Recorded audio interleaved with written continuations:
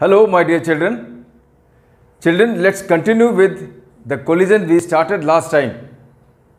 In the last class, we studied elastic collision in one dimension. And today we are going to study other two types of collisions. One is inelastic collision and the other one is perfectly inelastic collision. So let's continue with inelastic collision.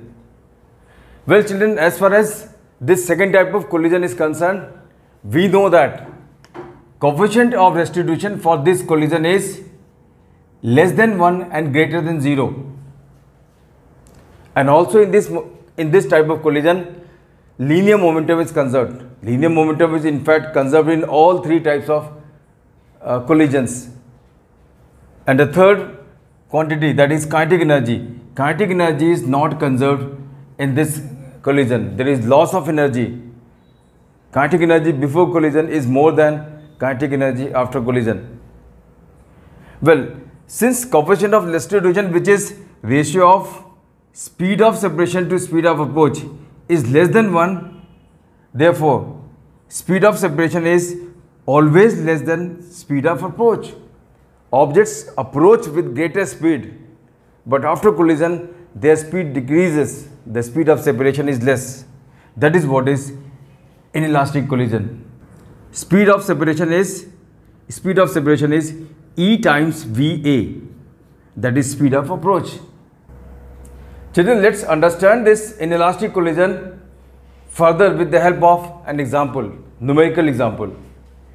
Well, the example is, the numerical is read like this. A ball is dropped from a surface over a surface from height h. A ball is dropped over a surface from height h. Ball collides inelastically with coefficient of restitution E. Find the height up to which the ball would rise after first collision, after second collision, after third collision, and after say nth collision. We can add one more part, after third collision also. So what is the height up to which the ball is going to rise after first collision, second collision, third collision, and say nth collision? There are a number of things we can work out in this particular example. So let's see what is the height up to which it is going to rise after collision number 1. Well, children, this is a ball which is dropped from height h. Since the ball is dropped, therefore its initial velocity is going to be 0. As it moves down, of course it moves along gravity and it strikes the surface. The velocity with which it strikes the surface is the velocity of approach. So what is this velocity? This velocity is say v1, and this v1 is going to be found out by the relation v square is equal to u square plus 2as. As the ball is moving down, well, the final velocity v1 is going to be what? v1 square, initial velocity is 0. Well, as it is moving down along gravity, therefore a is going to be plus g, and by the time it reaches the surface, it covers distance h. So final velocity v1 square is equal to 0 plus 2gh. So what is this final velocity? Final velocity is v1 is equal to 2gh square root, or simply v1 square is equal to 2gh. Well, coefficient of restitution E is the ratio of speed of separation to speed of approach. It collides with the surface which is at rest. Well, so velocity of approach is the velocity of the ball itself, and after collision it moves up, and the speed with which the ball moves up is the speed of separation. So what is this speed of separation? Speed of separation is u1, speed of approach is v1, and the ratio is E, that is coefficient of restitution. This simply means v1 is going to be what?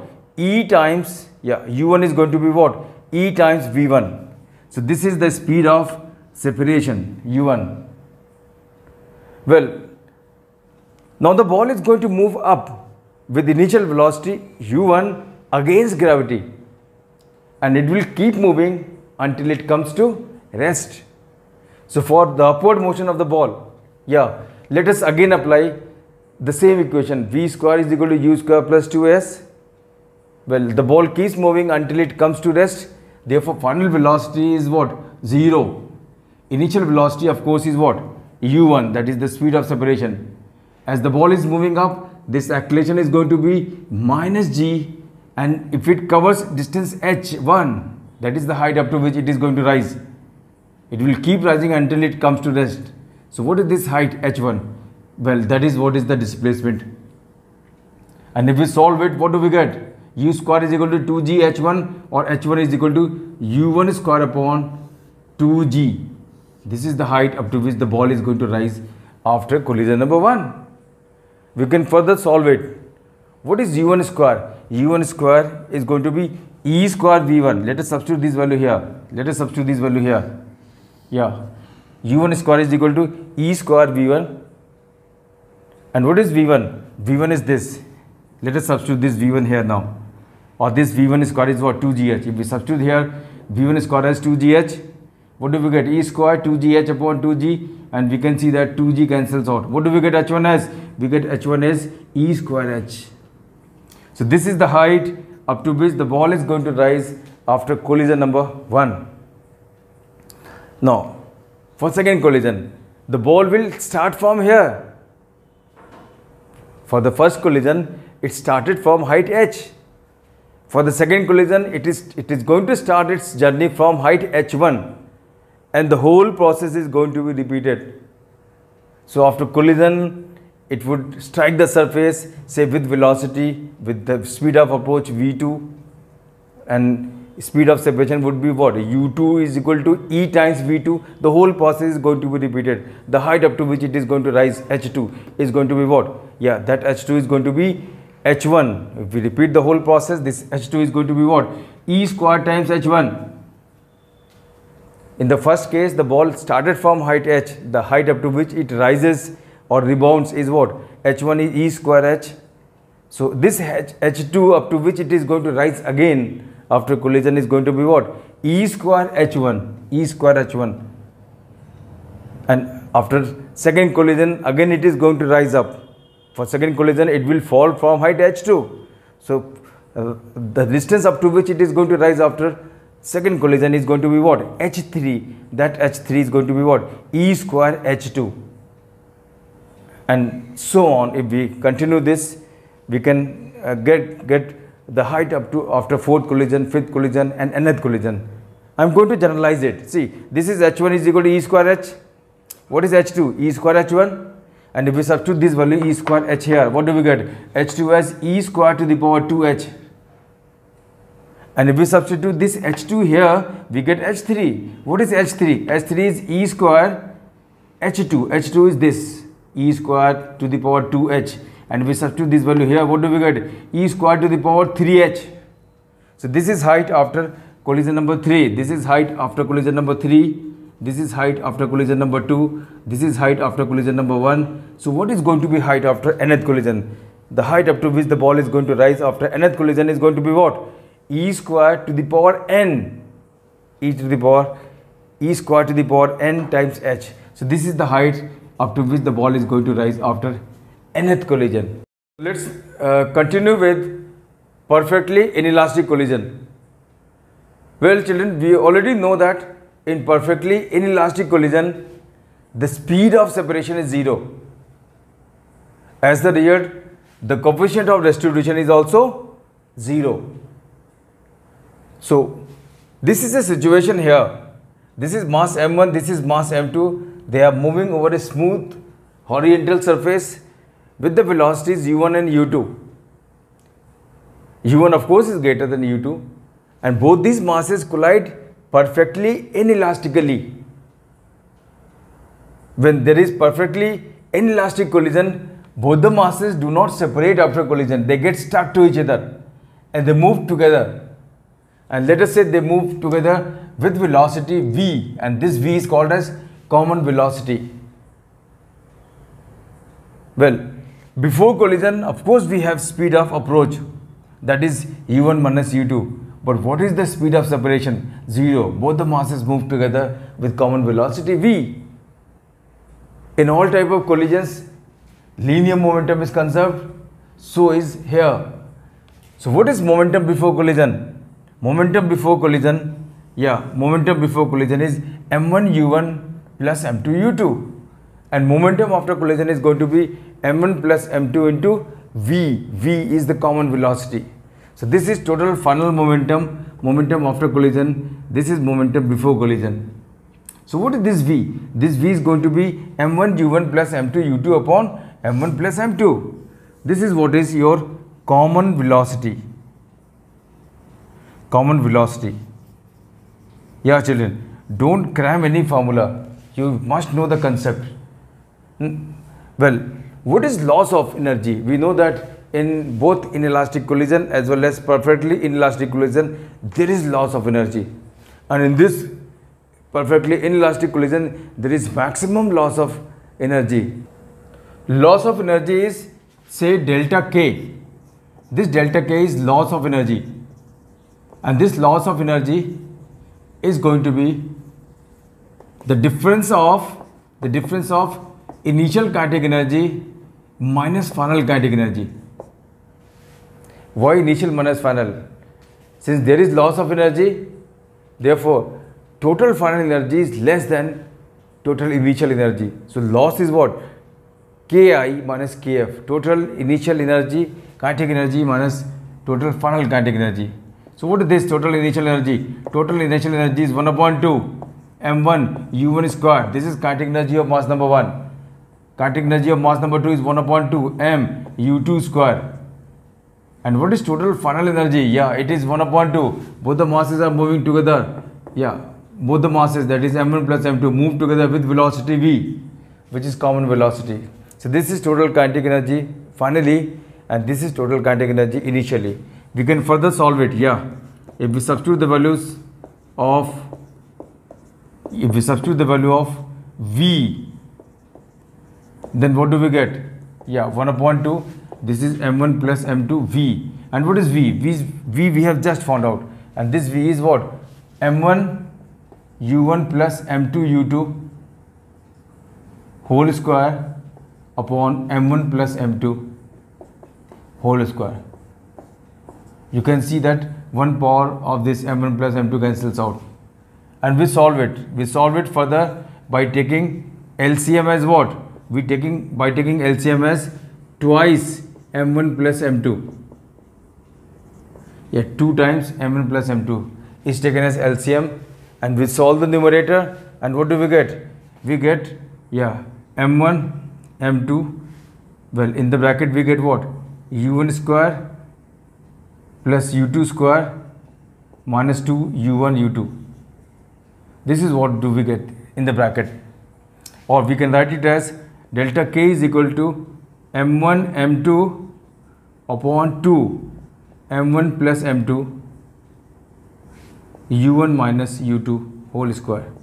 So this is the value of loss of energy. This is the loss of energy during perfectly inelastic collision.